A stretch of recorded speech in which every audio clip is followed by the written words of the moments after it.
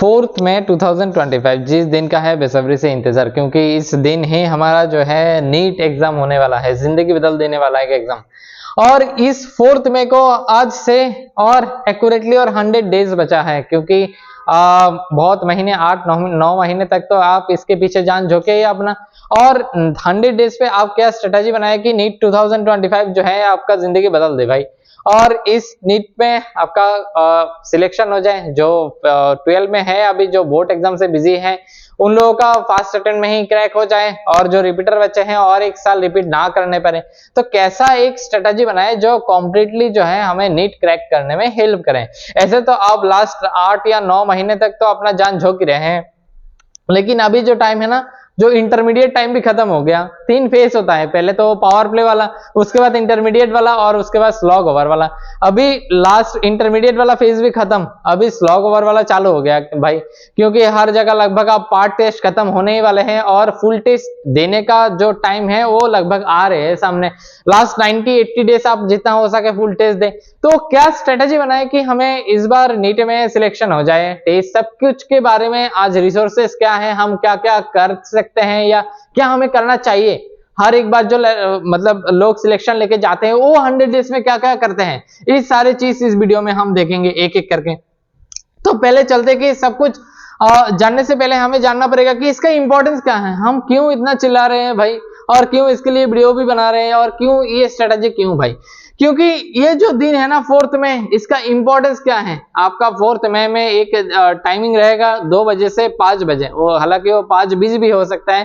तो 5 बजे ये 3 घंटा जो है ना आपका जिंदगी बदल सकता है, क्योंकि आप जानते हैं कि आप क्लास 12 में हैं, तो अगली बार हो सकता है कि ये आपका फाइनल अटेम्प्ट हो, आपका फैमिली का प्रॉब्लम हो या कुछ भी प्रॉब्लम हो कि आप अगली बार रिपीट ना कर पाए, तो ये भाई आपके लिए फाइनल अटेम्प्ट है, डू और डाई अटेम्प्ट। और जो लोग रिपीट कर रहे हैं भाई, ऐसे ही आपने जिंदगी का 1 साल तो बर्बाद कर चुके हैं, और आप कितने बर्बाद करेंगे भाई। तो ये जो एग्जाम है, ये जो 3 घंटा है 4 मई में, जो आज से लगभग 100 डेज बाद आएगा, और इसका इंपॉर्टेंस बहुत ज्यादा है। और आसपास के सभी लोगों को पता है जो नीट क्रैक करते हैं, जो डॉक्टर प्रोफेशन में जाएंगे, उसका डॉक्टर प्रोफेशन में, हमारे सोसाइटी में डॉक्टर प्रोफेशन का जो मतलब कितना ज्यादा रेस्पेक्ट किया जाता है।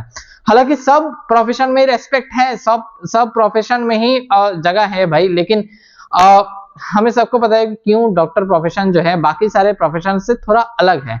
तो भाई इसका इंपॉर्टेंस बहुत ज्यादा है। और ये वीडियो स्टार्ट करने से पहले या स्ट्रेटेजी देखने से पहले आप खुद को ये एक बार क्वेश्चन करें कि हमने लास्ट 8 या 9 मंथ तक अपना जान 100% झोंका है कि नहीं, 100% आप हार्ड वर्क किए कि नहीं। क्योंकि आपको आप ही पहचान पाओगे भाई, ना आपके पेरेंट्स पहचान पाएंगे, ना आपके टीचर पहचान पाएंगे।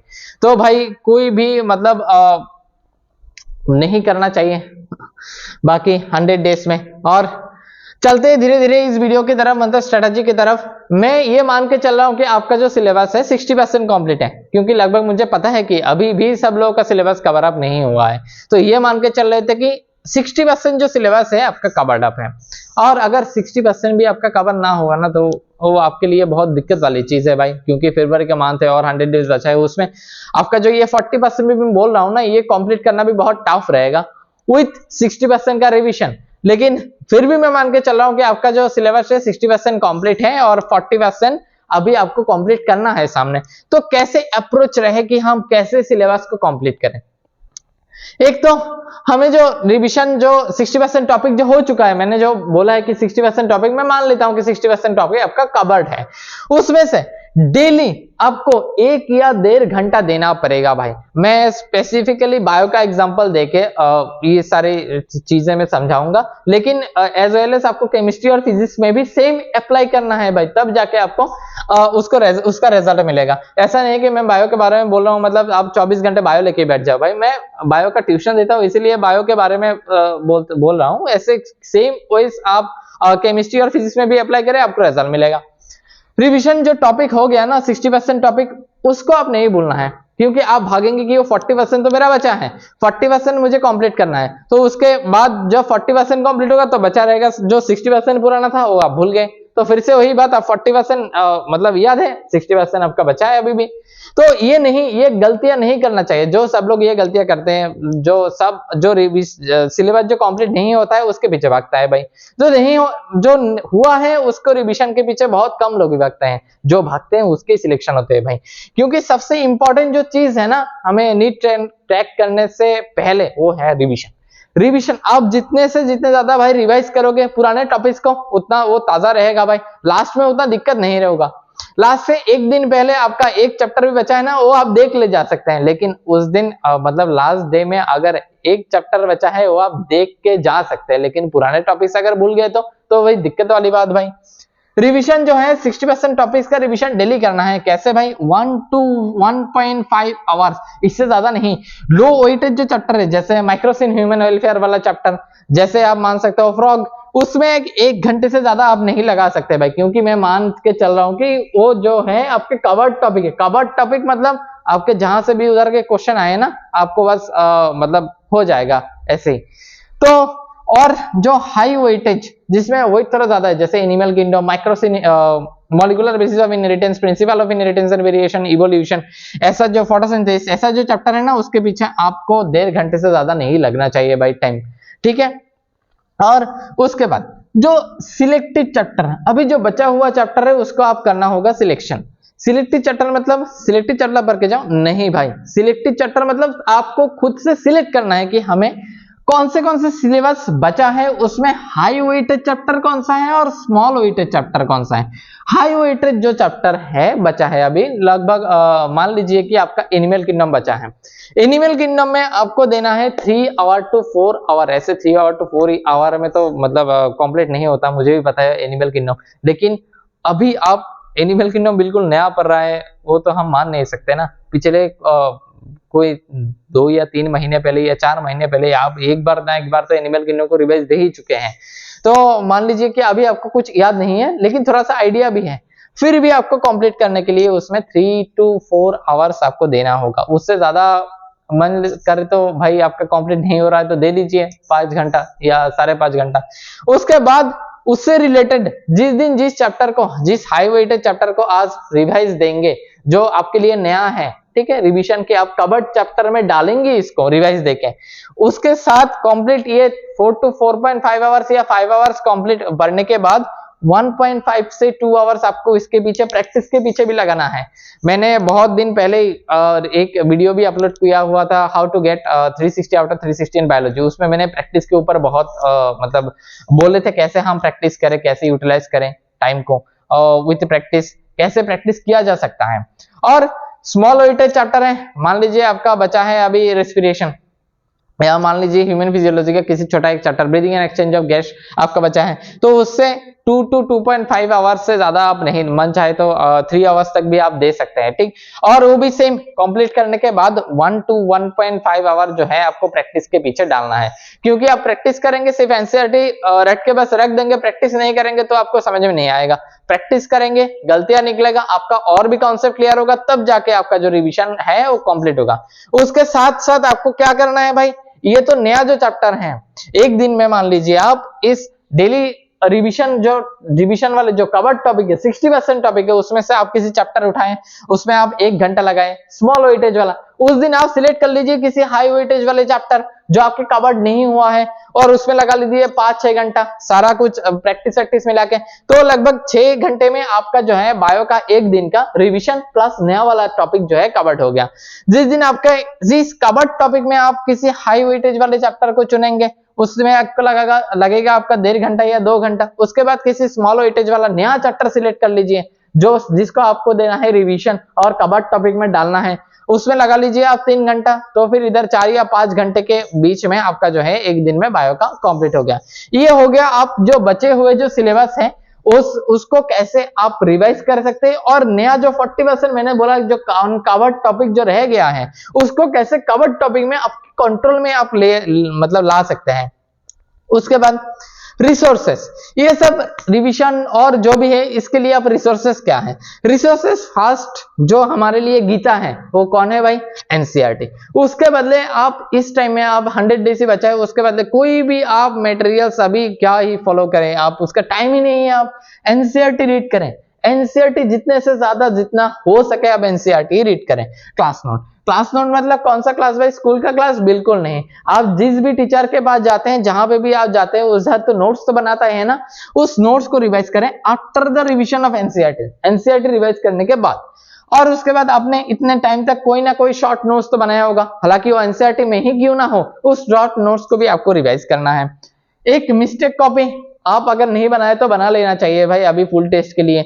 और जितने भी सारे अभी टेस्ट दिए हैं, मैंने पहले भी बता चुका था, हर एक स्टूडेंट के पास एक मिस्टेक कॉपी तो होना ही चाहिए, हर एक चैप्टर के लिए, सब्जेक्ट के लिए, बायो के लिए, केमिस्ट्री के लिए और फिजिक्स के लिए।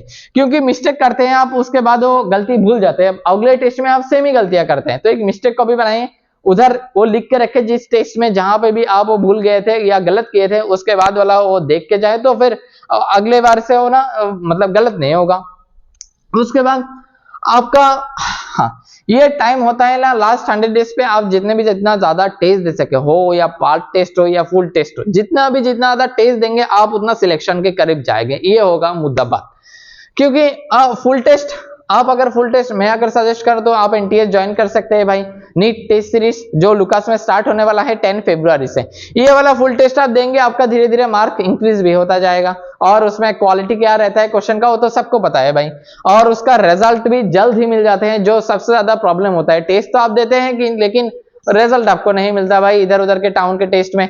लेकिन ये इसके रिजल्ट के बारे में मतलब 2-3 दिन में क्या, एक दिन 1.5 दिन में आपको रिजल्ट मिल जाता है भाई, इतना फास्ट है। पार्ट टेस्ट के लिए भाई आप मेरा आरटीएस ज्वाइन कर सकते हैं, जो बायोलॉजी का जो रिवीजन टेस्ट सीरीज 2.0 चल रहा है, उसमें 35 टेस्ट होगा। 17 नंबर टेस्ट जो है वो थर्सडे को ही है, उसके बाद और भी लगभग 17-18 टेस्ट बचा है, इंक्लूडिंग फुल टेस्ट। लास्ट में आपका उसमें फुल टेस्ट भी रहेगा भाई, तो आप ज्वाइन कर सकते हैं बायो के लिए। और आप सीएसटीएस ज्वाइन कर सकते हैं केमिस्ट्री के लिए, जो इधर चलता है सीएसटीएस भाई ज्वाइन कर सकते हैं केमिस्ट्री के लिए, बहुत अच्छा क्वालिटी का एक क्वेश्चन मिलेगा और सारा क्वेश्चन आप कर पाएंगे तो भाई सिलेक्शन तो पक्का है भाई।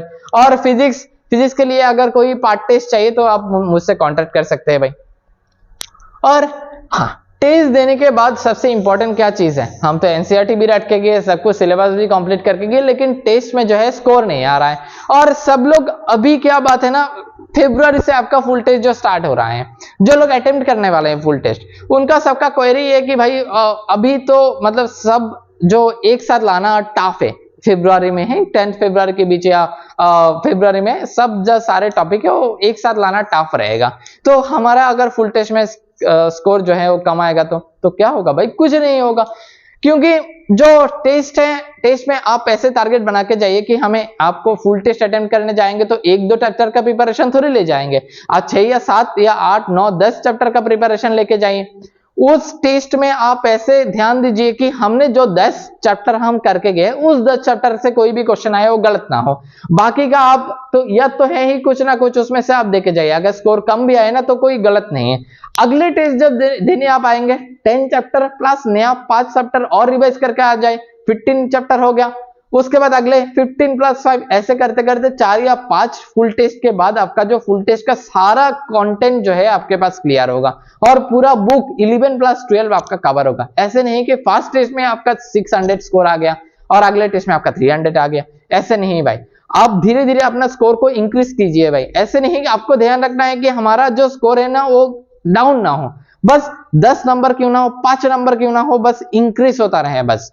और ऐसे कि आप बिल्कुल पहले टेस्ट में हम सारे 32 चैप्टर करके चले जाए बायो का, ऐसे नहीं भाई।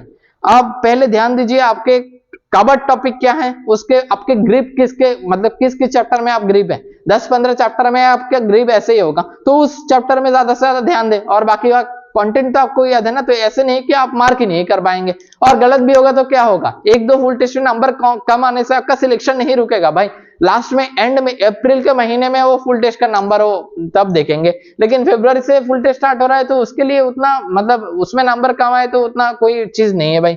और इस टाइम में जो सबसे ज्यादा चर्चे वाले बात है ना, जो हर एक स्टूडेंट का एक क्वेरी होती है, क्रैश कोर्स। हम क्रैश कोर्स कौन सा ज्वाइन करें, तो भाई हम इस सबको पता है क्रैश कोर्स में होता क्या है, 30-35 डेज में आपका सारा होल सिलेबस। आपको लगता है 30-35 डेज में आपका 2 ईयर का कंटेंट जो है क्लियर होगा? बिल्कुल नहीं। क्रैश कोर्स उनके लिए फायदेमंद होते हैं जिन लोगों का जो सिलेबस है पूरा कवर्ड है और आप फुल टेस्ट देने जा रहे हो। इसी टाइम में आपका लास्ट में मई अप्रैल का मंथ है, सिलेबस को कैसे हम कवर अप करें। आप जिसका सिलेबस पहले से 80-90% कवर है, बस रिवाइज करने का जरूरत है, तो उसके लिए बस क्रैश कोर्स जो है फायदेमंद होते हैं। लेकिन जिसके पास नॉलेज ही 20-30% है, उनके लिए वह क्रैश कोर्स जो है फायदेमंद नहीं होगा। आप 2 साल तक आपने पढ़ाई किए हैं, रिपीटर वाले जो लोग हैं 3 साल तक पढ़ाई किए हैं, तो आपको तो पता है ना कि 30 डेज में पूरा के पूरा 11-12 कवर करना कोई भी नहीं कर सकता भाई। और इसीलिए पिछले बार भी साल ने कराया था फास्ट ट्रैक कोर्स करके, जिसमें से आपका हाई वेटेज वाला जो टॉपिक है ना, उसको ही ढूंढ ढूंढ के क्रैश कोर्स में बहुत अच्छे चैप्टर कराया गया था। क्योंकि उसमें से या 180 में, मैं केमिस्ट्री की बात कर रहा हूँ, 180 में 120 या 130 स्कोर आपको गेन हो सके, और बाकी वाला कंटेंट तो आपको है ही। ऐसे नहीं कि आप जीरो नॉलेज लेके फास्ट ट्रैक कोर्स में आ गए। और सेम एजली इस बार बायो के भी बारे में हम सोच रहे कि एक क्रैश कोर्स ऐसा लॉन्च करें, क्रैश कोर्स नहीं, वही फास्ट ट्रैक कोर्स जैसा कि ऐसा ही करे कि उसमें क्या रहे, बस एनसीईआरटी पूरा के पूरा, बस ऐसे नहीं कि क्लास में है। अभी वो टाइम नहीं है कि हम क्या करें कि हर एक टॉपिक का 10-15 वीडियो बनाए, 10-15 लेक्चर बनाए हर एक टाइम, ऐसा टाइम नहीं है भाई। हालांकि लास्ट 2-3 साल तक नीट में जो क्वेश्चन आया है पूरा के पूरा एनसीईआरटी बेस्ड आया है, एनसीईआरटी के बाहर एक भी क्वेश्चन नहीं है। तो फिर हम ऐसे ध्यान देंगे कि अगर क्रैश कोर्स हो ऐसा फास्ट ट्रैक कोर्स या क्रैश कोर्स जो भी हो बायो के लिए, कि एनसीईआरटी का हर एक लाइन कवर हो, हम बस एनसीईआरटी समझाएंगे, एनसीईआरटी रटाएंगे सबको, बस वही, उसके बाहर और कुछ नहीं। क्योंकि ये जो लास्ट महीना बचा है इसमें आपका जो है एनसीईआरटी के बाहर आप कुछ करेंगे तो फिर वो मतलब वो फायदेमंद नहीं होगा आपके लिए, ठीक। तो ऐसे अगर आप चाहते हैं कि आपका सिलेक्शन हो जाए भाई, तो ये भाई स्ट्रेटजी जो है आपके लिए बहुत मतलब हेल्पफुल होगा अगर आप इसको अप्लाई करेंगे तो फिर इस वीडियो में इतना ही रखते हैं। और आप और भी फुल टेस्ट देना चाहते हैं तो भाई कांटेक्ट कर सकते हैं। कि ऐसे हम सोच रहे हैं कि लास्ट में बायो के लिए भी लास्ट महीने में 10-15 ऐसे फुल टेस्ट फ्री में कराए, मतलब फ्री में क्या, मतलब ऐसे ही कम पैसे में कराए कि 10-15 फुल टेस्ट भी आपका हो जाए और सारा लोग एफोर्डेबल प्राइस में भी रहे, 400-500 रुपए में रख दे कि 10-15 फुल टेस्ट उसमें बायो के बारे में ही हम बोल रहे हैं कि सारे लोग दे पाए वो टेस्ट, ठीक। तो इस वीडियो में इतने रखते हैं। और ये तो था इस बार जो लोग नीट देने वाले हैं उन लोगों के लिए। अगर कोई 11-12 का जो अभी 12 में है प्रेजेंट, या 11 में 10 में है, 11 में आएंगे, तो वो लोग अगर देख रहे तो आपके लिए भी एक दिन ना एक दिन ऐसा आएगा। अगर आप अभी से अपना जो बेसिक है उसको आप स्ट्रॉन्ग करना चाहते हैं भाई, मेरे से कांटेक्ट कर सकते हैं भाई। एडमिशन जो है ओपन है अभी भी। तो फिर इस वीडियो में इतने रखते हैं। और एक चीज भाई याद रखना, जो मान लिया ना, एक बार आप मान लिया कि बस हो गया और नहीं हो सकता है मेरे से, तो आपका हार है। लेकिन आप ठान लिया तो भाई जीत लें, जीत आपका पक्का है भाई। आपका हार्ड वर्क देख के भगवान भी कहेगा कि चलो इसको इस बार दे ही देते हैं नीट, ठीक है। तो भाई याद रखना भाई, मान लिया तो हार है, अगर ठान लिया तो भाई जीत है, ठीक। तो इस वीडियो में इतने रखते हैं, चलते हैं, बाय।